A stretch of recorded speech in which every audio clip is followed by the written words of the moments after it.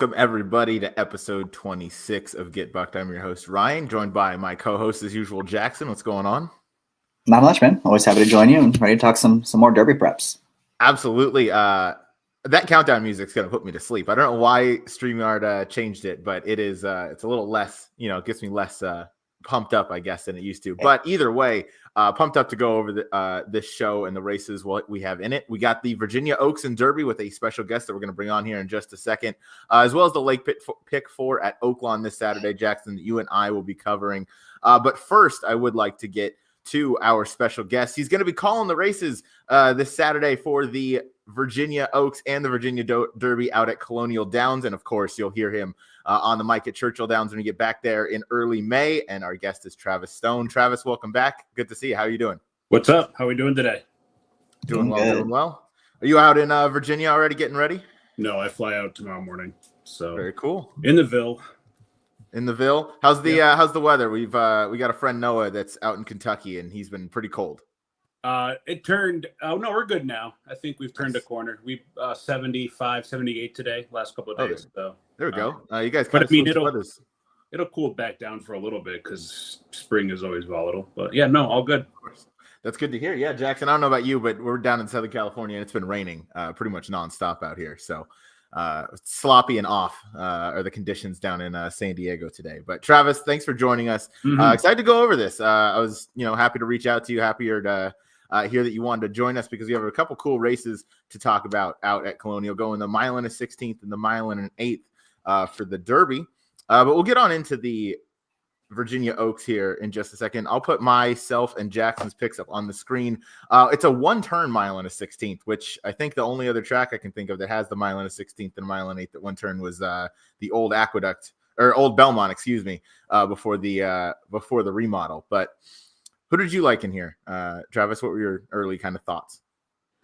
I thought this race was kind of competitive and wide open with a few different ways you could go. I think that Gull's Delight, the 3 for Kenny McPeak, is probably going to take the majority of the money, but I also anticipate 8 Fondly taking money as well. I agree with the morning line there, kind of being close in odds. I didn't really have like a huge opinion in terms of a win candidate. I went back. I mean, I've watched all their replays, and I think horses like You'll Be Back are probably going to get a little bit overlooked in the betting. So I was kind of interested in her a little bit. I don't know if the pace is going to be fast enough for a horse like Girl Math, so I was a little bit soft on her. I thought early on had a good trip most recently. So yeah, I kind of sort of landed on a 6 over the 8-3 type combination just to get a little bit of value. Didn't really have a super clever opinion in here. I kind of thought this was, I mean, if I'm playing multi-race wagers, which I don't bet what I call, but I don't want to use a few in here because I don't totally trust the favorites. But after that, I don't really have a huge lean. Yeah, I like your approach there. I picked Girl Math just off the race last time, but I like the points that you brought up there. Real quick, I want to bring up the tweet that you had earlier today because it was some good insight into these kind of one-turn long races, and it was in 9 furlong dirt races, 22% of winners go wire to wire.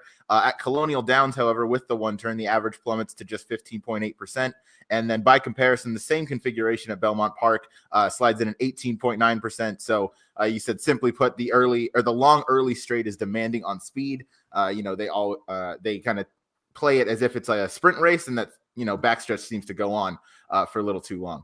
Yeah, I mean, see how you doing. What's up? How are you doing? Oh, did you hear somebody? I heard somebody. I think so. Yeah, I was like, somebody in here with me beside my dog. So yeah, I don't know if it necessarily plays like a sprint as much as a as horses, when you break out of a gate, like picture a 9 furlong race at Saratoga, you've got a little bit less than a furlong, a little bit more than a 16th to that first turn. That forces the hands of both rider and horse to kind of settle a bit. It's harder to go fast around a turn. And if you're a jockey, you want to try and save ground. But when you're going that long straight, you don't have that forced speed reduction, if you will. And I think it allows horses to kind of get into stride and they are animals, and so they get a little bit keyed up. They're running, in the clear, and I just think that yields scenarios where it's tougher to go wire to wire. If you have somebody lapped onto you going down a straightaway, it's easier for them to maintain that pace. Whereas going around a turn, if you're inside, they have to work a bit harder to keep with you because they're wider. And so I think that just naturally lends itself to them backing off a bit. So, I thought that was really interesting, to be honest. The stat, well, that's why I tweeted it. But it is something from like a calling perspective I'll be mindful of too, is this an engaged pace in both these races, or particularly the 9 furlong one, and see if that affects the outcome. Yeah, no, I love the logic there and the explanation. Of course, we'll get to the part 2 when we get into the Virginia Derby, because there's a horse in specific that could be compromised with this sort of 1-turn mile and an eighth configuration. Jackson, I'll turn to you real quick. You put the 4 on top in the Virginia Oaks. What did you like here about this runner? Yeah, I kind of agree. The favorites in here don't really have to win. I mean, they're both fine, but by no means are they standouts in this spot. It feels like the 8 is going to take a lot of money. It's kind of the newcomer, one on debut, I Rider T, strong ball on the outside. I feel like that one's going to take a lot of money. So it doesn't really have a clear figure edge either. So I wanted to pick a bit of a bigger price on number 4 in this spot. Last time the Honeybee, if you guys remember that day, they ran 3 consecutive races around 2 turns with this. It was all bunch of stakes races, and the speed really kind of just dominated. The Honeybee was one of them. The older race, I can't remember what it was called, but the 3 front runners in both those races kind of just ran away from everyone else. And even the Rebel, when they completely flew on the front end, we still saw Madaket Road kind of hang on and Speed King. So I kind of think it was a bit of a speedy day. And she just didn't get a great trip. She didn't break well. She was not really asked to go forward. It just kind of hung very wide on both turns. So I thought it was an inconclusive effort that day. And if you look back to her 2 prior races, and really her form overall, she just keeps improving and keeps improving and keeps improving. So I like to see that pattern. Obviously that 78-2 back would be very, very competitive in this spot. And she's going to be 2 or 3 times the price of a horse like Gal's Delight. So give me number 4. It's going to be somewhat forwardly placed, but also has the ability to finish. I like it. Certainly, if you get back to the 2 and 3 back efforts, it's going to put it real close. And I agree. I think there was a bit of a speed bias last time out. What I want to talk about before we move on to the Virginia Derby is the number 7 Girl Math. Was favored last time out at Turfway Park. Jackson, we covered this on one of our shows. Flavian Pratt was aboard that day. Just didn't have the best trip. You picked the winner in White Rocks, who I believe went wire to wire for his second win, or her second win, I should say. But I thought if this one gets back to some of those dirt efforts and just kind of, takes a logical step forward, that's going to put this one close. Should sit a decent trip. I like the 1-turn mile kind of configuration. I know she typically needs some pace, but I think, even if they don't fly up front, it may still kind of come back to her. And I love these McKinseys and how they've kind of developed and gone on. So I'll take Girl Math at hopefully what's a bit of a price after being the favorite in her last 4 races. Hopefully she can get back to some of that winning form. So going to want her on a price in there. And then, yeah, Jackson, we have the 6 and the 8 underneath. We talked about the 8 a little bit already. Okay, sorry, I thought I messed that up. Talked about the 8 a little bit already. As well as the 6, you'll be back, which is Travis's, I guess, strongest opinion to this point, at least looking through the 2 races. So that's the Virginia Oaks. It's going as race number 8 on Colonial Downs this Saturday. Move on to the Virginia Derby, going for $500,000, the 1-turn mile and an eighth. Jackson, I'll throw our picks up there, and then Travis, we'll get out to you. But I went 4-8-5, and then Jackson, you went 8-4-3. The 4 being Omaha, the 8 being Authentic Gallop, who we both like at a little bit of a price. Travis, do you have any opinions in this race? Lending to how the track tends to play based upon that statistic, and the gritty, difficult effort, and now the ship across the country. I'm going to take a small stand or shot against Getaway Car. Obviously, respect him. Caldera is not a slouch by any stretch of the imagination. The horse that he dueled with down in the Sunland Derby, and obviously you've got Irad here and Bob Baffert, which means this horse could take real money.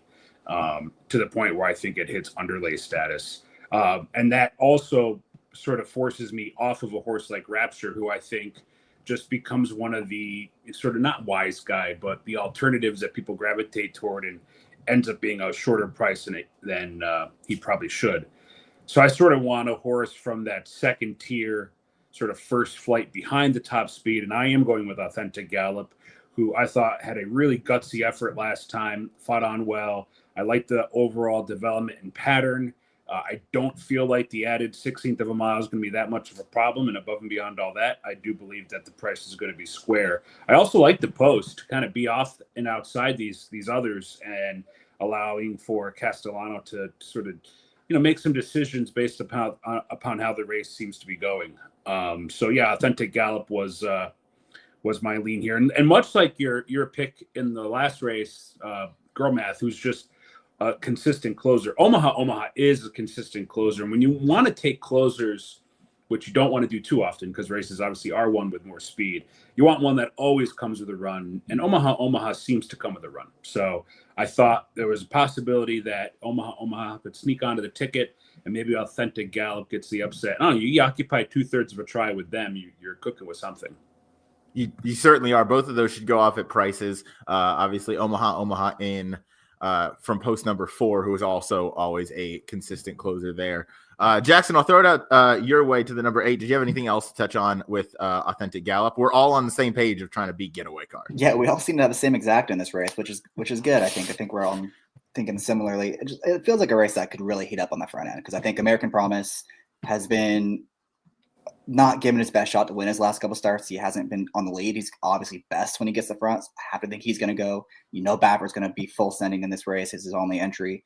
And Rapture, knowing Pratt, knowing Pratt knows who he has to beat, he's not going to let Getaway Car be too far in front of him either. So he's going to be, I think, very close to Getaway Car too. And if that kind of pace develops and who gets the first jump, it's Authentic Gallop. And he's kind of the rare horse that, he squandered away a lot of easy leads. But the couple times he's kind of had a target are his best efforts. And it feels like that's kind of when he's going to get in this spot on Saturday. He's going to get that second flight trip, get the first run on the deep closers. And again, improving pattern. He keeps getting better with every single race. He seems very logical in this spot. He does. He keeps improving on dirt. And yeah, you mentioned it. He kind of found the lead on accident. They were going so slow in that race too back at Fairgrounds and just, I don't know, looked maybe like he appreciated a target. You kind of said it best there. So Jackson, I'll go to you with the number 3, American Promise, a horse that you also like a little bit underneath it. Should be coming from a little bit off of it, I would think.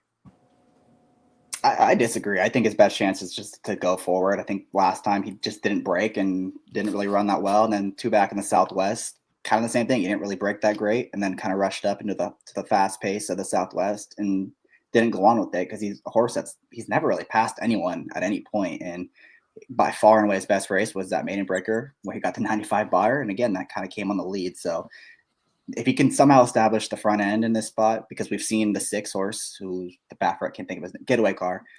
His worst efforts are when he hasn't been able to make the front end. So if I'm Juarez on this horse, I'm making the lead at all costs. If it doesn't work, it doesn't work. You're 15-1 or you're 12-1. So he can hang on. He can make a little bit of an upset if he's able to break running and get the lead.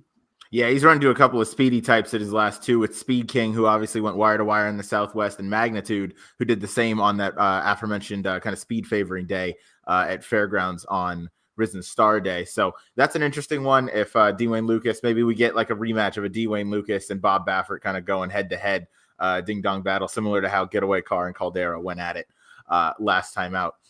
Travis, wanted to just turn it over to you. I know you're leaving tomorrow to get out to West Virginia for, the big weekend ahead. I mean, obviously exciting opportunity. And then after that, are you just kind of going back to Louisville and getting ready for the Derby? Yeah.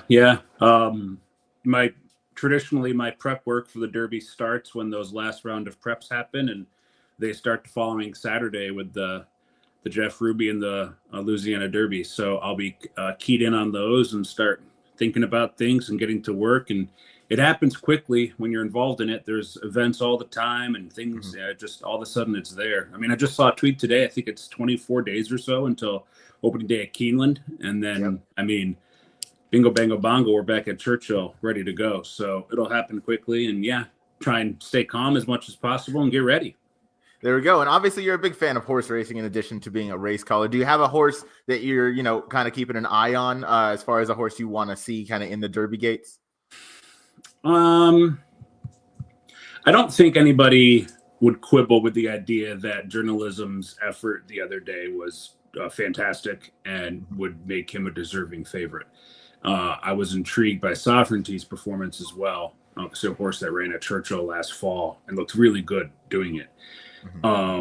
But there are two horses that I want to give one more chance to. One of which is a little bit off the radar now, and the other I think is still in the mix. I would want to give Patch Adams one more chance. I thought his race at Churchill last fall was really good.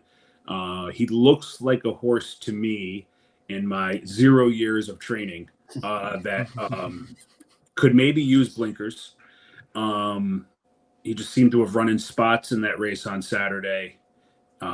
He's just better than that. Maybe something's bothering him. Who knows? So he's one. But also Burnham Square, who in the Derby is so, particularly Derby Trail, is so much of what have you done for me lately?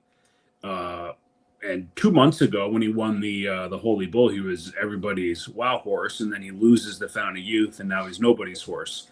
But if you go back and watch that replay, in my opinion, it was just never going to be the right trip for him. Gulfstream is more of a front favoring racetrack, what have you. I know that Sovereignty came from off the pace, and maybe he's just a better horse, whatever. But if you watch the replay, Burnham Square did re-engage in the stretch and was able to maintain a similar pace to Sovereignty, albeit 3 or 4 lengths behind him. And I said on Jason Beam's podcast the other day, it's like we're so committed to these horses that all they have to do is win. And we're so obsessed with win percentages and all that jazz that you forget that in horse racing, it's okay to sort of develop a horse over time and get him into the race.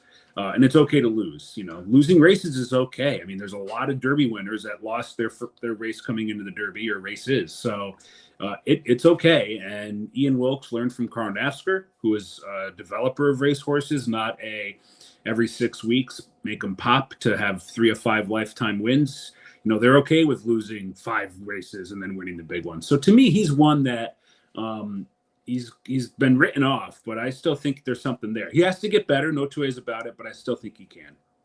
I like that. Burnham Square was a horse that's definitely on my radar as well as yours, Jackson. We did a kind of Derby top 10. I believe we both had him around number 5 last week. So definitely a horse we're still keeping an eye on. Another one that's kind of the what have you done for me now out on the West Coast is Barnes. Just lost to journalism. Obviously had everything his own way, but still finished with a 105 buyer and, was almost not completely dismissed, but was, disregarded some just because journalism seemed to really, show up with an A+ effort. And he might be the better horse, but I'm still curious to see how Barnes does if he gets to that first Saturday in May. Yeah, my read on him is maybe a little bit more one turn, maybe shorter distance. My read on Chancellor Patrick is the same thing. I obviously could be wrong on all these. So those are 2 horses that were just runner-ups and preps that I think probably will thrive at the more shorter distances. And I argue the same thing for Owen Almighty, although, a furlong and a half longer than Mono 6, that's a huge distance difference. Going from 8.5 to 9 is one thing. 9 to 10, it might as well be another half mile. So I do worry about distance with him. But yeah, that's my read on Barnes. It was my read on Barnes all along. I felt like when he debuted him at Churchill, he sprinted him. His first start as a 3-year-old was a sprint. I always felt like if Bob was really confident in that horse going long, he would have done so sooner, like he tends to do. But he also ran a 105, so who knows, right? Yeah, exactly. But I like the point that you brought up. A horse that he has kept around one turn for a fair bit of time. For a horse that he probably had Derby goals. He clearly seems to think, one turn might be that one's preference. So, yeah. Travis, thanks so much for the time. I know you have a busy week ahead. I know you obviously have a lot to look forward to and a lot to get to. So, thanks for joining us. Thanks for giving us your thoughts on the Virginia Oaks and Derby. And hope you have a safe trip and hope you have a great weekend out there. My pleasure, guys. Good luck this weekend. We'll see you. Thank you. Take care, Travis. All right, that was Travis Stone. Big thanks to him for joining the show. Always fun to hear his insight. Yeah, man. I love that he likes Burnham Square too. We're in the same boat there too. I know. We're all in the same boat. Can't tell if us having the same exact 4-8 in the Virginia Derby with you, me, and Travis is a good thing or a bad thing. But I trust Travis's insight, as much as anybody's because he clearly does the work and he knows these horses. So, we'll find out. But that's the Virginia Derby. I guess we'll talk about the number 5 real quick. I'll do Studley Do Right. Ran last time out at Turfway Park and comes in here. I don't know why he ran on synthetic. I think his dirt form is clearly better. I think the one-turn configuration suits him. And just another one that's going to be coming from this one well off the pace, which is why I have him in 3rd. But should be coming from way off of it, gets blinkers off for the occasion. And I'm curious to see how this one runs because, if everything kind of falls apart in front, he'll be making that last move. So maybe it's a last move is the best move thing. But 4-8 is pretty much pretty solid for me, I think. And I think 10-1. I don't know about you, Jackson. 10-1 on Authentic Gallop would be an absolute gift with how he's run and how he's improved race over race. But I do think Getaway Car is going to take a boatload of money. Yeah, I just feel like he's going to be in kind of the driver's seat. He's pretty much guaranteed to get a really good trip from out there, right? I mean, and take away the Sunland Derby, which just came over kind of a little bit of a funky racetrack, and his best numbers are right there with everyone else in this field. So 10-1 seems a bit high, but if he's 6, I think that's a pretty fair price. I agree. Yeah. Obviously, Horse to Beat is the number 6 Getaway Car, but we're all trying to beat him. So that is the Virginia Derby. Picks are down. We'll go now to the late pick 4 at Oaklawn Park with you and me going through this sequence. We're starting off with just probably the hardest race in the sequence, in my opinion. I'm pretty deep in these first 2 legs when we get to our tickets, but we're going 6 furlongs. It's a condition claimer. Same exact again. Are you serious? It's crazy. Oh, same exact. I know. Copying me. I'm not copying you. My picks were in first, brother. But condition claimer, 25,000 winners of 2 haven't won a race since December 15th of 2024. I went 6-5-3. Jackson, you went 5-6-1. So we'll start with the number 5. We'll go to you for Vail. Yeah, I agree. I thought this was a really tough race, and I watched a lot of trips for this field because a lot of them are coming out of the same races, and this is just one that consistently for those last 3 starts just hasn't really had things go right for him. I don't think the 1-2 back was a race that pretty much fell apart in the front end. He was the first furlong. He was contesting the pace, didn't quite make the lead, and then kind of got shuffled back. Was up there all the way to the finish line, or to the last 100 yards or so before he finally called it a day. And then last time, kind of the same thing where he didn't break that great and then kind of rushed up. That was another race where kind of came from the back of the pack. It was also very outside flow field. He kind of broke from the inside. Everyone in the top 3 or 4 was all on the outside 4 posts. So he just seems like a horse that has more in him. He could get a pretty good trip in here. And again, the key with him is just get a clean run, because he has not had that in his last 3 starts. And his best race puts him right there. And this field is pretty wide open. They all look kind of the same to me. So I'm going to take a shot at 15-1. Yeah, this field, you nailed it at the end there. This field does all look the same. There's, not much kind of differentiating between the 5 and the 6, but I chose the 5 in second. I did pick the 6 on top as you picked that one in second. You mentioned we have the exacta once again. Yeah, I thought the drop down kind of fits with this horse. I think if he gets back to those 3 and 4 back races, I think that really gives this one a strong chance. I like Vasquez in the saddle out at Oaklawn Park. He's always a really strong rider out there. So, I want to see what he gets. He should set a decent trip. He's a little bit more tactical, at least in my opinion, than number 5. Although they have pretty similar running styles, but I think Samurai Prince has the ability to maybe be a little more forward. And I thought this might be kind of one of those situations in the races where horses may not want to pass each other a whole lot. So I'm hoping this one's just kind of in front as they turn for home and just kind of keeps the lead. Do you have anything to add as you pick this one in second? Just another one that hasn't had the best of trips as of late. The 2-back race, he didn't get forward. And that came against a much better field. We saw those first 2 runners come back and run 1-2 again this past weekend. So that was a good race. And then last time he kind of was drawn on the rail and was sent out of there and just was a tad bit too slow to make the front and kind of got shuffled back a bit. So I think being drawn towards the middle is going to be a lot better for him. And he kind of does look like the clear speed in this race. So if he comes out of the gate running, he'll be the one to catch, I'd imagine. Yeah, I think so too. If he breaks clean and with some strong intention from the rider, he could certainly find himself alone on the lead. I'll stick with you as we go to the number 1 Rabbit Hound, your third choice. Yeah, just kind of a deep closer in this field, right? Because I don't think there's a whole lot of, true front runners, but sometimes in those races where there isn't a true speed, a lot of these riders, they read the form, looking at who they're going against, and they all decide to get aggressive at the same time. So maybe this pace really does heat up. And I know he's been getting a lead going 2 turns, but you look at his 1-turn form, it's actually quite good. He's been in the money his last 3 times doing it, and he's been right there every time. It's not like he's getting blown out. You look at that race 3 back, that was against a good field. It came on the rail, and he ran a good third in a race that kind of held together on the front end. So I think he makes a lot of sense as a horse cutting back. He's getting in light with Tyler Bacon, who's riding really well this meet. And if anyone's going to come running late, I do think it is Rabbit Hound. Yeah, I do like these cutback angles in here because it's just, this horse is going to be able to finish when the others might not, be too keen on it. They might be kind of out of gas. This one's going to have plenty in the tank to get the job done. So that's the number 1. I'll go now to the number 3, Midnight Pranks horse. I liked just to kind of really pick up the pieces if this thing kind of falls apart. He's kind of come from all over. He's had a couple races given they've been around 2 turns where he's been on the lead. So certainly one that's going to come up from off of it, but he gives a little bit of a late run. And I like the third off the layoff. They're cutting the claiming price in half. And he has some back races to get back to with the 3 and 5 back races, definitely putting him in competition here. And Christian Torres is aboard, so leading rider out here never hurts to have him on board. So I thought that was a pretty fair price, but I'm pretty deep in this leg, as I mentioned before, because I just found it pretty hard to have a really strong opinion with a lot of these horses. So that's race number 8. I went 6-5-3. Jackson went 5-6-1. Jackson, you played the contest jockey. How'd you do at the first leg there? I forgot. Damn. Well, I'm still alive because I didn't bust out of the tournament. Did you win? There you go. Oh, I did not. No. I don't think so. I can't tell who's colors or what. We'll go on now though to race number 9. Picks are up, and so are the past performances, I should say. I went 5-7-12. Jackson went 5-4-13. Again, same top pick. We're all types of lockstep today.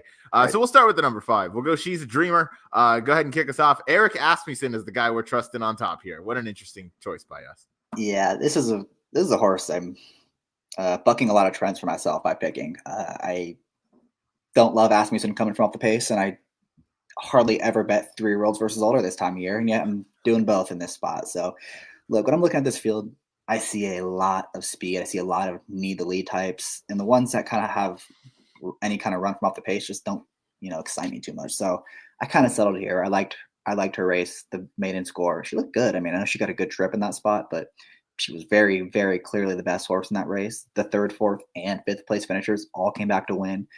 Everyone below all kind of improved their figures. So that seemed like it was a really strong race for that level. It did come against older horses for what it's worth. So I think you got to give her a lot of credit for that race. And again, I'm going through this field, and there's just so much speed, so much horses that just kind of need the lead, and it kind of just sets up for her as the best come from behind her in this spot.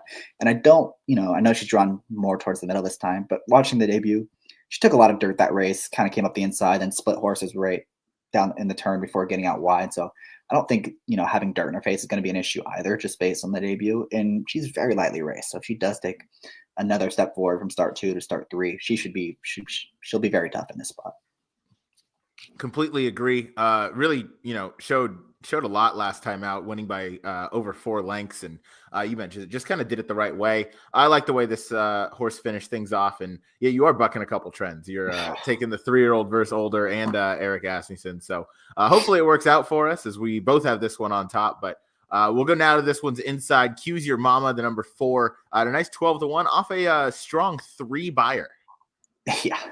Again, with the speed horses in this race, a lot of them are coming out of the same race, which I just didn't think was all that great. And then again, there was a lot of speed. I think this one has a chance to be the best of the speed in this race, because you look at her 2 races, the 2 times she hit the front end early was the 2 times she won. And it kind of feels like with Ricardo Santana riding here, they're gonna just come out of the gate running, and they're gonna see what happens.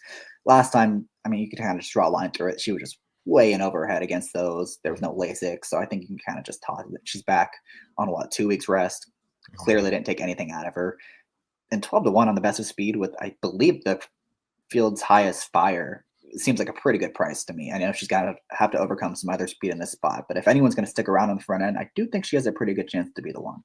Yeah, I don't hate that pick at all. I think that's one I also used in my pick 4 ticket, just not one I had in my top 3. I'll go to the number 7, Timbavati.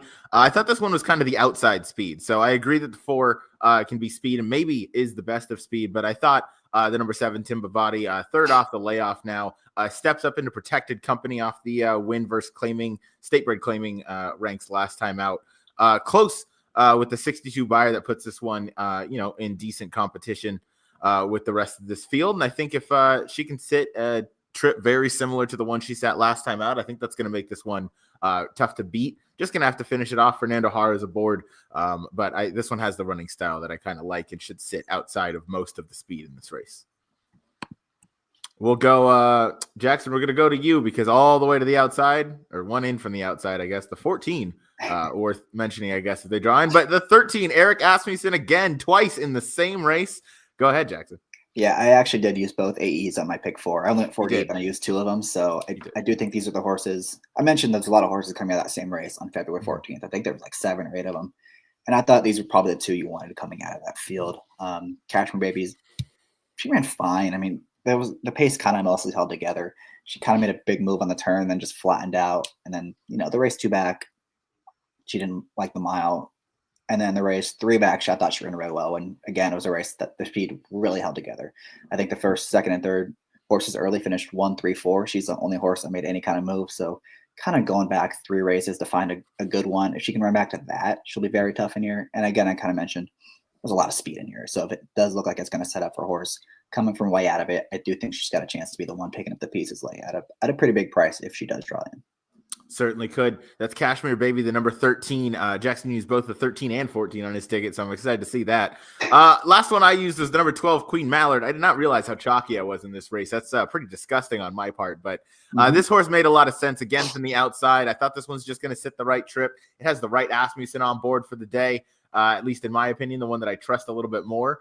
Ran into Holland Ice on debut way back in February of last year. That's a pretty common runner and a horse that's really tough to beat in the Arkansas bred ranks at Oaklawn Park. But Queen Mallard I thought was really strong. Ron Moquette obviously having a great meet as well. This one won last time out on a muddy surface, but won pretty convincingly and won nicely. So I'm looking to this one coming right back, starting off the 4-year-old year. Should just, build upon the conclusion of the 3-year-old year. This runner seems to be just getting better and better with every start. So hoping for another race, another step forward. And again, should sit a pretty comfortable trip. However, if the 14 draws in, that would probably throw a wrench into things one way or another. Great song. Great song indeed. No pun intended. But yeah, Jackson, you like this one clearly a little bit. I'll let you talk about it because you already picked one AE, so might as well go over that. No, again, this is the one that coming out of that race where a lot of them were coming out of. And she finished best that day. She was third. She really didn't have any excuse. She got a really good trip in that spot, but she was just so far ahead of everyone else in there that it kind of makes sense. You just play her right back, and she's going to get another good trip. So maybe this is a softer spot, kind of on the improve a little bit. She just makes a lot of sense in here if she's able to draw it in. And if she does draw in, then she's drawn outside of your 12 horse, who's the one that's most likely to take some money, and she can put a little pressure on that horse. And I think she'll probably have the run of the race if she does get in. Yeah, and I always like to see when the trainer owns the horse. It just means they're going to place this horse in a logical spot. So certainly a spot that they think she can win. And off that last effort, I agree. You pretty much nailed it on the head there. Ran really well. Sorry, my cat just jumped into the window. But yeah, ran really well and was so far ahead of just jumped into the window trying to get to this. I don't know, man. I'm not the cat. I just look over and there's a cat in the glass. Oh, I feel like you should know your cat's tendencies by now. I mean, if she jumped in the window, there should be a reason. Well, I got boy cats. Okay. I got cool cats. They're messing around somewhere, but anyway, yeah, I don't know. He's on top of the window or some shit right now. So anyway, 14 one way or another. If this one draws in, that's going to make me do some rethinking, but for the time being, I am 5-7-12. Jackson's 5-4-13. Another race I am pretty deep in the pick for. We'll go now to the feature race on Saturday's card at Oaklawn. It's the 6 furlong Whitmore Stakes. Obviously, Whitmore was such a fantastic horse to watch out there. I'm happy he has a namesake. Jackson, I swear I did not look at your picks. My picks were in here before, and I went 1-2-8. Jackson went 8-2-1. We are on the same page today. Hopefully that's a good thing. Hopefully that bodes well for things to come. But we just picked our horses in here just pretty much in reverse order. You have the number 8, Close the Game Sugar, a horse I loved. I believe it was on Derby Day where this horse finished second, to Angkor. I liked this horse a lot that day. Obviously didn't run well. You think this one has a shot to spring a mild upset in the Whitmore Stakes? Yeah, it'll be good. It'll be good for us when we're in the NHC on Saturday and we're just firing away at Oaklawn. That's right. Yeah, if you've ever played the NHC, I think this Oaklawn card, I only looked at the late pick 5, but they all look completely wide open. Some pretty good races to choose from, I would think. As far as the 8, Close the Game Sugar, I kind of think he should be favored in this spot. I mean, that stretch he had last summer from that Churchill race down to the Bing Crosby, those 3 races are better than anyone else in this field. I mean, they were really, really good. Obviously, something happened last time because he hasn't been seen since, but he's come back. He's working really well. I was able to watch his workout on the 27th out of the gate at Fairgrounds. Broke well, put their rival away, was just under a stranglehold. Minute flat, looked really strong in that work. So I think he's going to come out running in this graded stakes event. And he's drawn well. He's drawn outside of the other speed.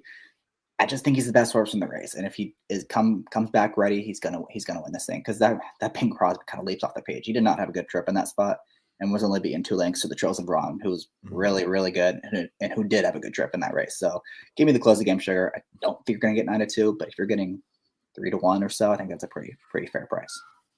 Yeah, I don't disagree with that. Sorry, my cat again made a weird noise. But yeah, I don't disagree with that. I picked this horse in third, so clearly I think this one has a shot at winning.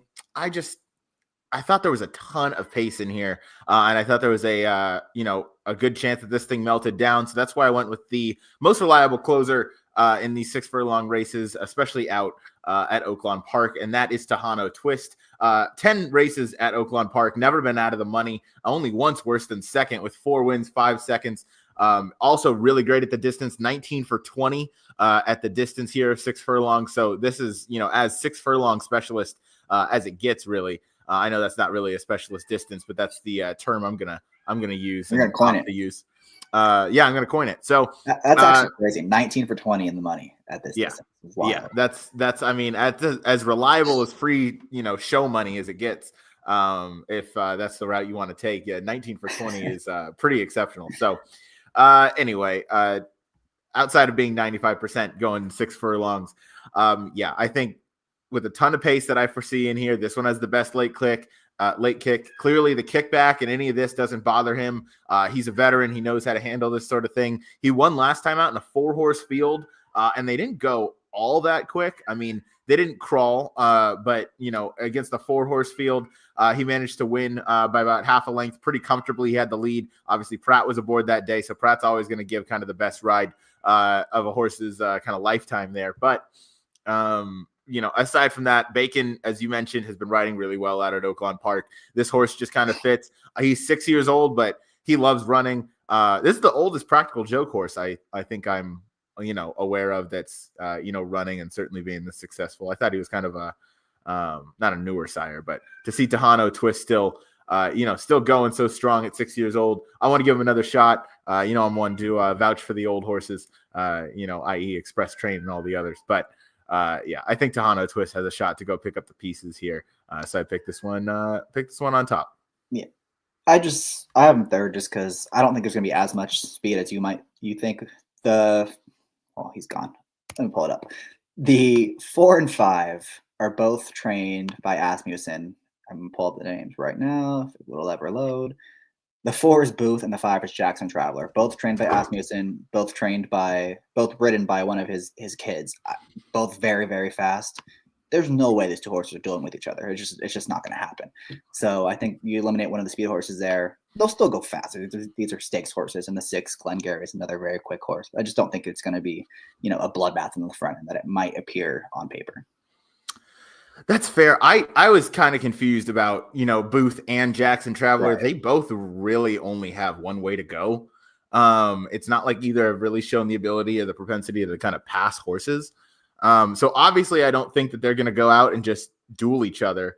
But I think there's a chance that, with the presence of Glengarry, their hand is a little bit forced. So I'm a little curious how that plays out. I think it could get a little bit dicey. I think Glengarry also, that's the number 6 right to those. That one's outside. He's certainly going straight to the front, pretty much by any means necessary. So right. I think that even if he hooks up with Booth or Jackson Traveler, just one of them, I think they could still fly in the top end. I'm not really concerned with the other aspects in passing horses, as that's not typically what either of those runners loves to do. Close the game sugar should set a really perfect trip. I'm just kind of banking on them going way too fast and Tejano Twist come flying on the outside, flying up the rail, flying wherever Bacon gets cooking, and hopefully gets there on top. Last horse we'll talk. Yeah, go ahead. Did you take a look at the 7 at all? Let me go out to the 7 miles ahead. Yeah. This one, if this was the Thanksgiving Classic at Fairgrounds, this would be a single. However, outside of that, he's just run some very fair races. He's certainly a contender. He's certainly one that could step it up. But he's winless at Oaklawn. You can tell that this is a horse that really loves to win. 14 wins from 35 starts.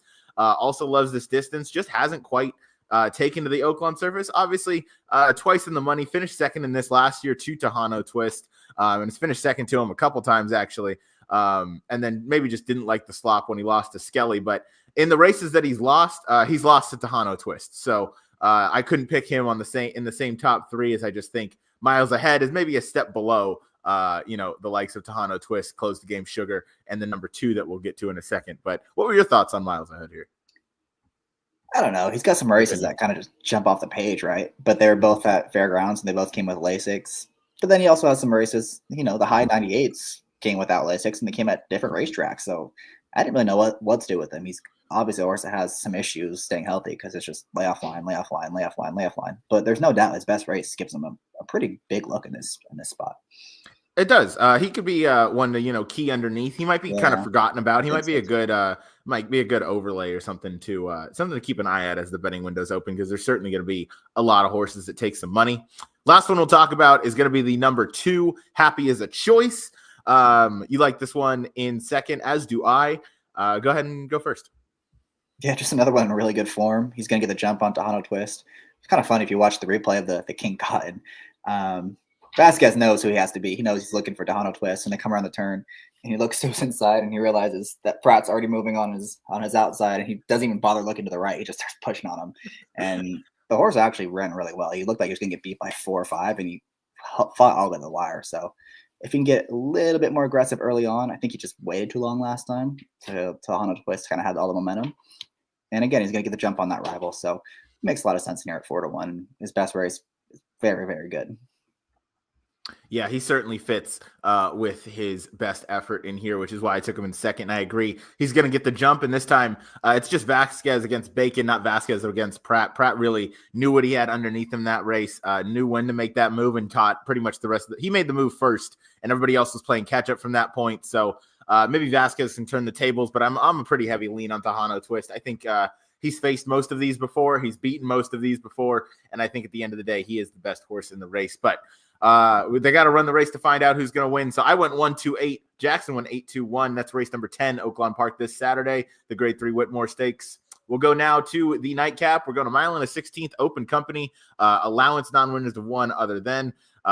Goes as race 11. I went 11-13-9. Jackson went 1-6-13. We both picked the AE. And actually, we'll start there. So Bolt at Midnight, 12-1. I thought this one, ever since switched into the barn of Chris Hartman, actually coming from out west, under I believe Shelby Ruiz. Yeah, I mean, switched in the barn of Hartman, went 2 for 2 at the restricted claiming level, and then now steps up versus protected company. Goes back to the mile and 16th where he's won before. He clearly seems to take to this Oaklawn track. So I gave this one a big look, especially if he draws in. What say you, Jackson? Yeah, he's kind of the key of the race, I think, because on time point pace figures, maybe there's some horses that are faster, but none of them are really like get the lead types. They all kind of want to sit 3rd or 4th. So he's really the only kind of confirmed front runner if he does draw in this field. So he's a very big key to this race. He's obviously in good form. The race 3 back, he beat JB Strikes Back to lead, who's now Grade 2 winner, I think. He's a decent horse. He's won 2 in a row on the lead, got good strong numbers. He already won from post 11 last time, so I'm really not too concerned, especially because the plan has to be to go again. And he's only 4 years old. He's lightly raced. He's improving his last 4 starts. So in a field that I think the front end horses are very, very suspect, I think he's going to, if he does draw in, he could take full advantage of that and just wire this group. He should, yeah. He should absolutely take advantage. Bejarano's aboard. Bejarano's obviously had a great meet out at Oaklawn Park and could certainly go and take it to him on the front end. So I give this one a strong look, picking this one in second. Jackson, you had this one in third. We'll go to your top choice. That's all the way down on the rail. California Tiger. Started his racing career out in California, out of Smiling Tiger, but a Kentucky bred. Yeah, it's kind of sad how many California horses are out there at Oaklawn now. I'm not running here anymore, but it is what it is. Again, my opinion in this race is I don't think there's that much speed, and maybe this is the one that just gets really aggressive from the rail, because his best race by far came when he was, aggressively ridden, got the front end, and wired that field at Santa Anita. It's been a while since he's done that, but all those races since then have come around one turn. So you have to think he's going to be pretty forwardly placed, stretching out to the 2 turns. And again, he's drawn the rail. I think you're just going to come out of the gate running, and his best race is really right there with a lot of these others in this field. And not a lot of them are win machines. A lot of them like to settle for 2nd and 3rd place finishes that kind of have their chances. So I really wanted a horse in this race that's going to be a decent price. Yeah, I 100% agree with that. That's definitely a good pick. And I can see your points. I just didn't like the kind of decreasing form over the last three. Obviously, it's a positive sign that Cipriano Contreras takes this one off the claim. Gave him a little bit of time, and now is stretching him out to 2 turns. So And protects him. And protects him. Sorry, yeah, that was also what I meant to add in there. Those are definitely all good points to this horse, but I'll let him kind of prove me wrong. Although 15 to 1 fair price. Without a doubt. My top pick is the number 11 spoiler. Hope he can play a mild spoiler in here. As this one goes second off the bench. Came back last time and ran a very respectable race behind Lambeth. And then I'm looking just, second off the bench. It's tough going 2 turns coming back, but very respectable 82 buyer. I'm with you. There's not a ton of pace. I think this horse has the ability to maybe be a tad bit more forward than he was in his last race. But I mean, he was really no shot behind Lambeth in One Giant Leap. So I'm hoping he comes in here. Hope he gets sits a little bit of a closer trip, and maybe the pace comes back to him just a little bit. But I think he's got the dirt buyers that certainly make him a competitive threat in this race. So I went with the 11 spoiler on top. Jackson, we'll go to your second pick. That's the number 6, Dance Samo. Dance Samo. Yeah, you're gonna have to forgive that last race. If you want to make the case for this horse, you're going to have to excuse the last race because he didn't really have a great excuse in there. He got a decent trip. I guess he was a little wide in there, but he just didn't really run his race. And he was 3-1 against that field when a lot of the same horses are coming out of that. I'm kind of going back to those races 2 and 3 back where he ran really well, got the trip I kind of want to see in this race where he was right behind the speed, got good, strong numbers. I mean, Sir Greyland is a pretty solid horse right now in good form, so that was a good rival he ran up against. Again, if he goes back to those 2 and 3 races, he's right there, and he's one that's going to be a very big price in this spot. So get forward in this race. I think he was just too far back last time because even the race, the 4-back race at Churchill, where again he just got too far back and didn't really run. So I just think he's one of those horses that needs to be forward, and if he does get forward in this spot, he'll be dangerous. Yeah, I gave this one a look. Another one that I'd, at least for me, would probably key underneath with those 15 seconds and thirds only 3 times finding the winner's circle, but definitely one I respect because those 2 and 3 back efforts can certainly put him as a threat. And I mean, when you look at some of his running lines and who he's faced, I know he lost to, Gewürztraminer, I think. It's some sort of, I don't know what that is. I think it's wine. And then Mena and Silver Heist, both who run back in here. And then you have, but you have horses like Gilded Kraken, you have Banishing, like a Salt Shaker. You mentioned Sir Greyland, all those horses would be favored pretty heavily in here, I would imagine, if they showed up. So Dan Samo certainly fits based on the company he's kept. And if he gets back to those prior 2 races, it could certainly warrant a bit of a threat. So I like that, as that's number 6, your second choice in here. Last one we'll talk about is the number 9, Nullify for Dwayne Lucas. Tyler Bacon aboard, kind of his go-to guy for the year, it would seem. But I thought the 2 and 3 back efforts definitely fit. Last time out, again, that was a race that was pretty much dominated on the front end. I like the 11 coming out of the same race, spoiler, who lost to Lambeth in One Giant Leap. They just kind of dominated on the front end, so that is what it is. And I'll take it back, hoping that a horse doesn't go wire to wire in this effort, and hope they come back. But as you can see, Lambeth, One Giant Leap just kind of went at each other. They were just 1-2 the entire time, and then Spoiler and Nullify actually made up some ground on them with Elusive Target finishing in 5th. But I like those 2 coming out of here. Oh, I meant to go back to the actual past performances, which is what we want to see. So yeah, I think Nullify definitely warrants a big look in here. Obviously, I love the 5-pound weight off that he gets for this effort. And I mean, again, he just needs to set a better trip. Last time he was kind of taken too far out of it, and this horse wants to be, if not part of the pace, at least, have his eyes on those front runners to make sure that he has a target within some close reach. So I went with the number 9 and 3rd. It's race number 11. I went 11, 13, 9. Go ahead, Jackson. Is the 23rd the day of the Rebel too? Because that was the day we kind of talked about earlier with. I believe so. Yes. Yeah, it was where it was kind of speed dominated for the most part, especially in those 2-turn races. So I don't hate those picks at all. I think I used them both before. There we go. Yeah, it's another race where you could certainly be pretty deep in the horizontal sequences, I should say. So that's race number 11. I went 11, 13, 9. Jackson went 1, 6, 13. Those are our picks for the late pick 4 at Oaklawn. Pick 4 tickets are up now. Jackson, yours is $30. Mine's $42. Jackson, why don't you walk us through yours? Yeah, my biggest opinion in this sequence is that Close the Game Sugar he's the best horse in the Whitmore Stakes. So I'm gonna key it all around him. I think he's really good. I think he's most likely to do the best trip. So he'll be my single. Gonna try to get home, try to get alive to him at least in that third leg. Kicking it off in race 8, that's the claiming race. I veiled my top pick in there. I think he's due to get a good trip. He's 15-1 that spot, so I feel good about him from just off of it. I have the 6 Samurai Prince at 7-2, who's I think the best of speed, and another one's kind of had a couple rough trips lately. And then I'm gonna use the rail horse, Rabbit Hound, from way out of it. So I think I have the best speed, the best closer, and the price is gonna be from just off the pace. So feel good about that one. Gonna try to lock it up there. Race 9 is the state bred race where, again, bucking the trend, but my top pick, that 5 horse. She's a dreamer, the 3-year-old. Just think she's going to get the best trip in that spot. It feels like a race where they're going to have to fly, so I'm going to use her as my top pick. Going to use the 4, Choose Your Mama as the best speed at 12-1, drawn just inside. And I'm hoping those AEs draw in. If they don't, I don't know if I'm going to either add or just try to maybe press that up. But those AEs, I think, are going to be very tough. If they do get in.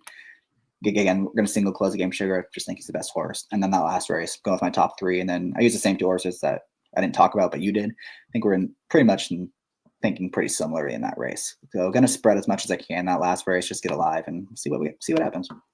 Yeah, I don't hate that at all. That's a $30 pick 4 ticket. Mine is $42. I am just spreading in the first 2 legs. I'm using my top 3 picks, using just as many horses as I can to make this thing affordable. I thought those first 2 races were extremely wide open. I had stronger opinions in the second half of this sequence, but yeah, I'm going 1, 3, 5, 6, 8, 10 in the first. I thought all those had a shot. They're a mix of different run styles, so hopefully I have the right one there.